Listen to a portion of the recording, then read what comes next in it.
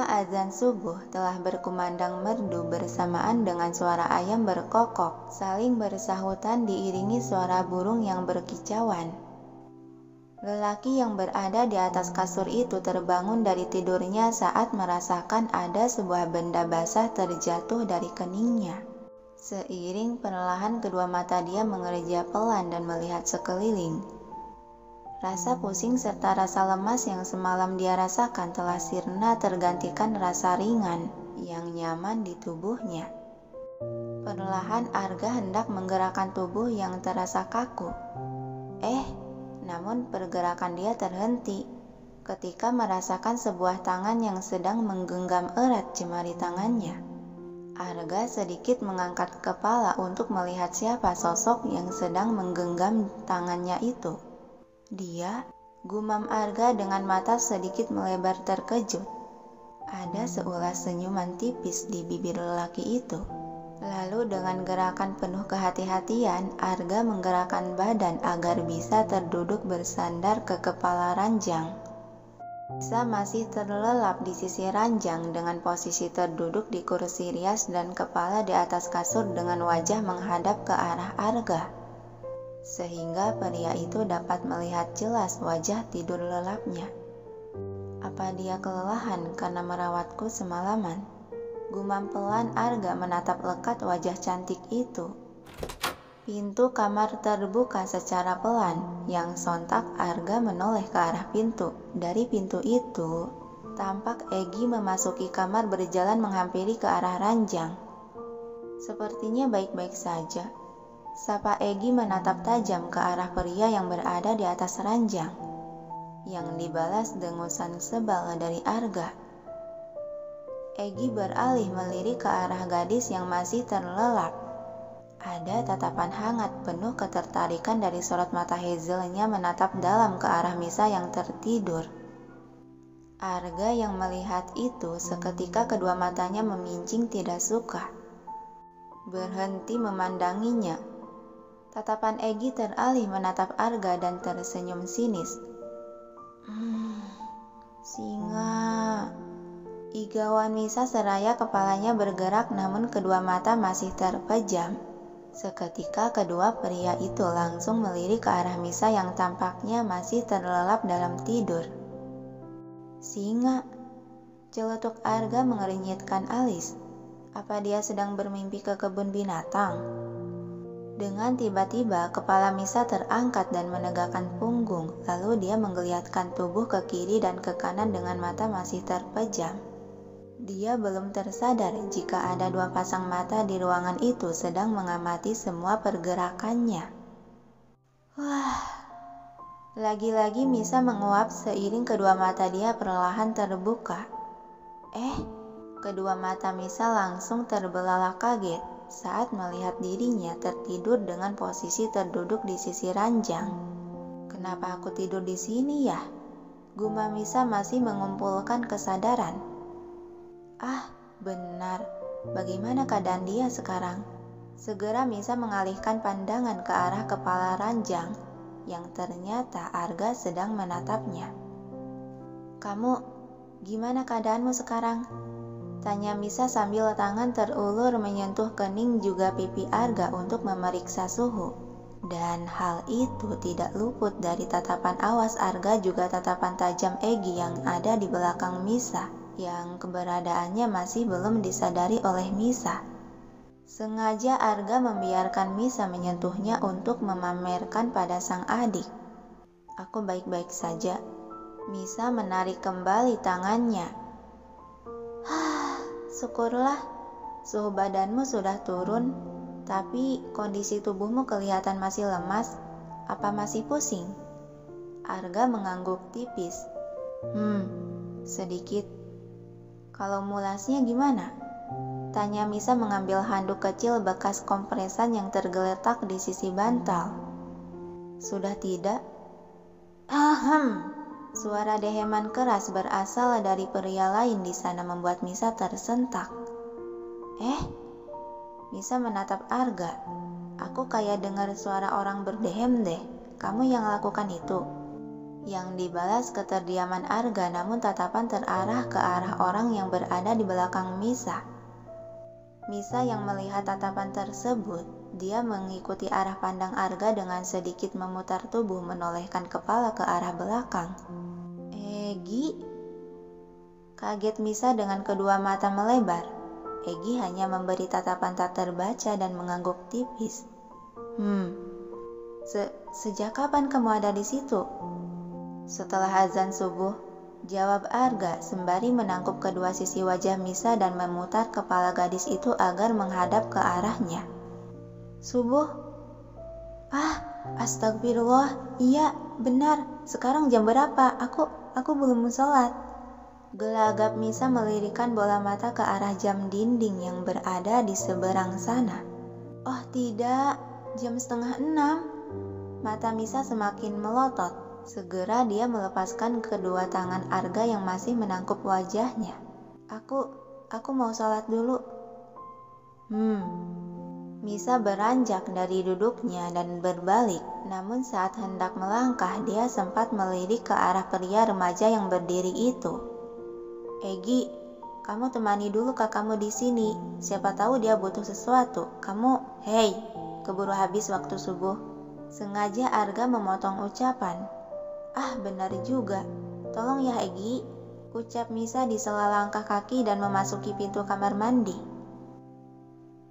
Sepeninggalan Misa yang menyisakan 2 orang di sana, Egi mengambil duduk di kursi bekas Misa terduduk tadi.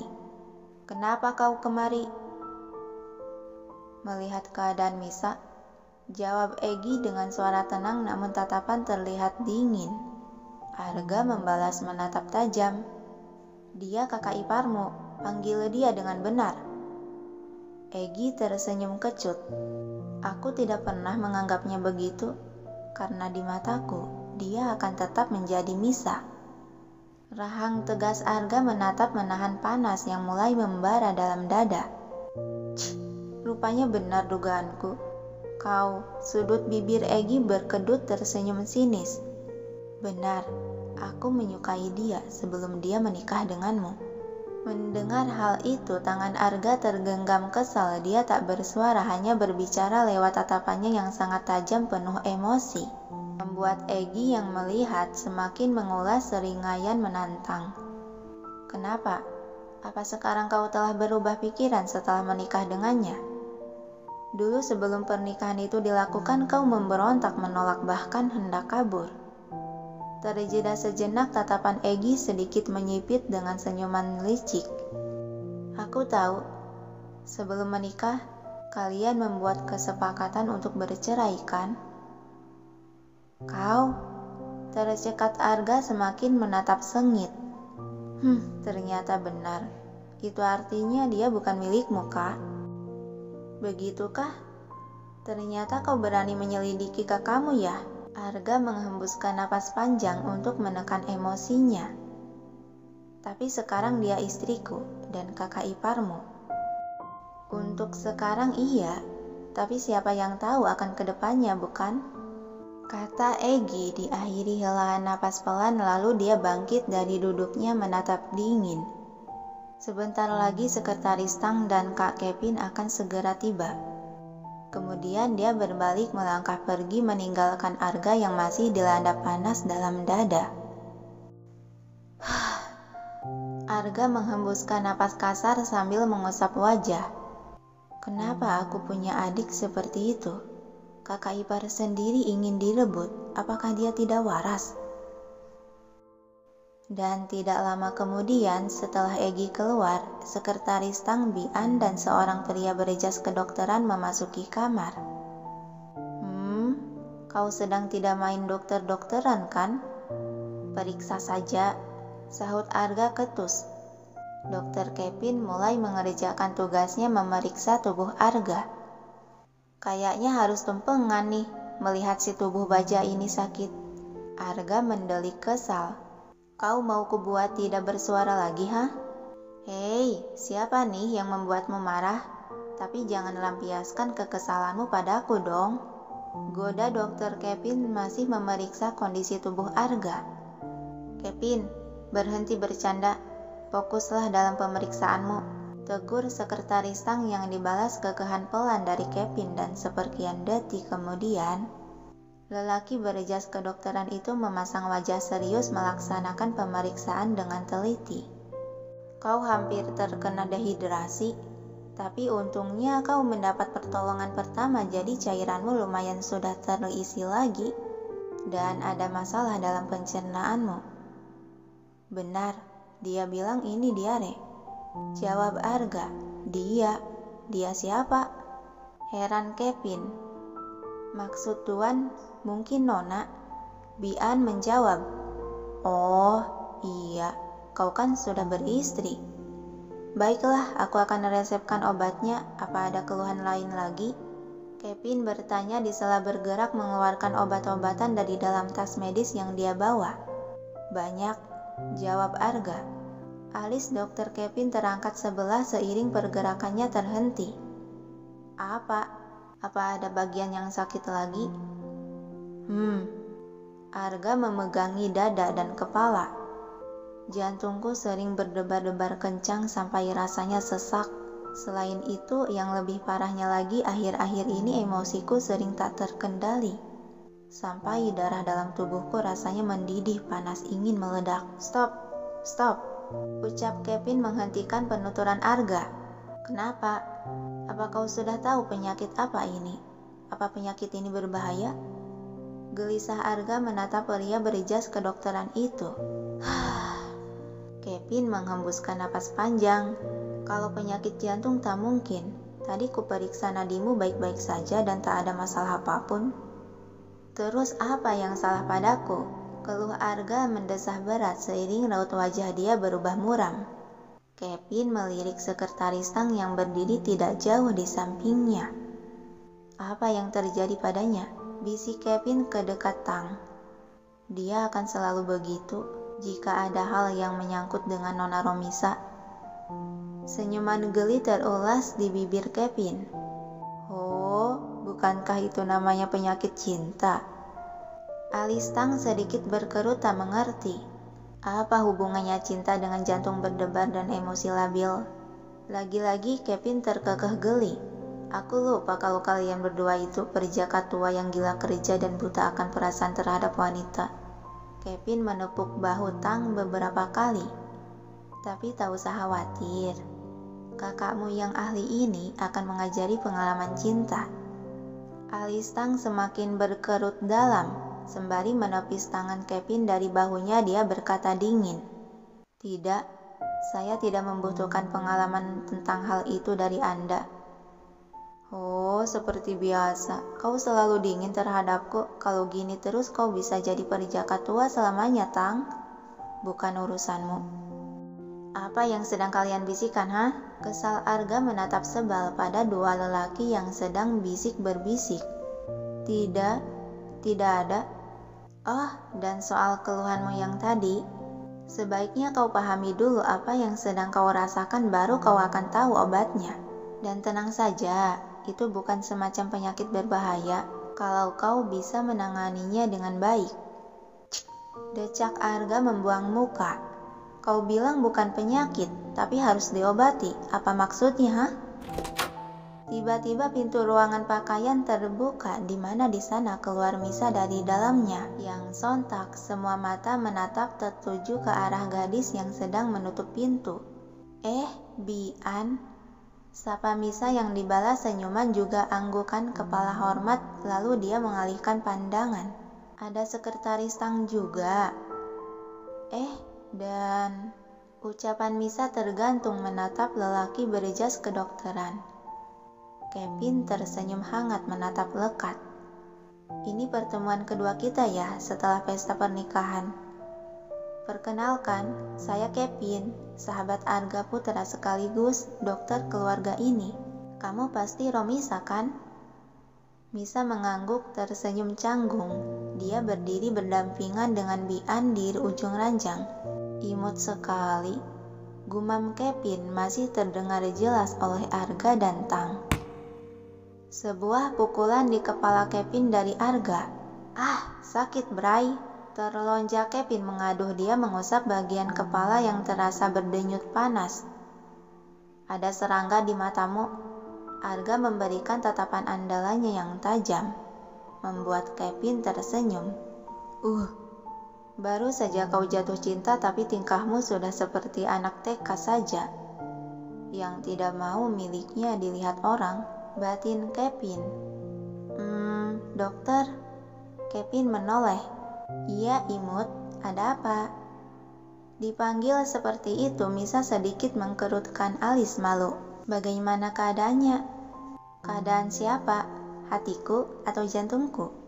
Goda Kevin sengaja memanas-manasin. Kevin, peringatan Arga yang sudah menahan panas dalam hati sejak tadi.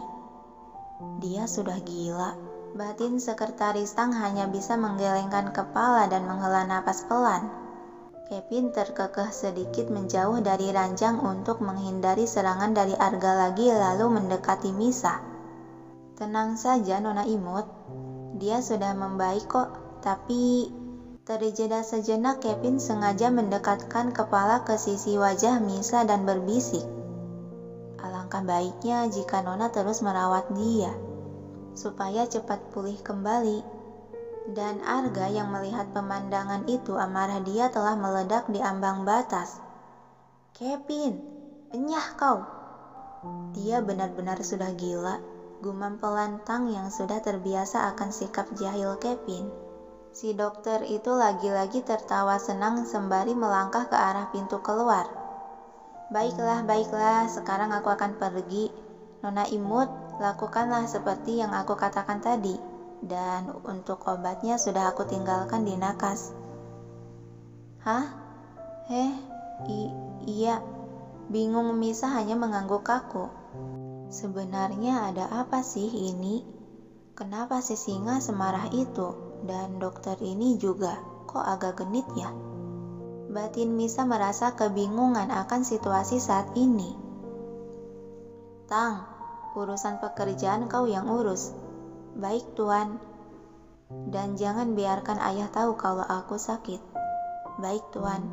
Kalau gitu saya akan langsung undur diri. Semoga lekas sembuh. Ucap Sekretaris Tang menundukkan kepala sebagai hormat lalu berbalik pergi. Saya akan menyiapkan sarapan. Bian juga ikut berlalu pergi sehingga hanya menyisakan 2 orang di dalam kamar. Kau, Misa yang sudah terduduk di kursi kecil dekat ranjang itu menoleh. Kenapa? Siapkan air, aku mau mandi. Oh iya, ya sudah aku siapkan air dulu. Dia pun beranjak dari duduknya dan berjalan memasuki pintu kamar mandi.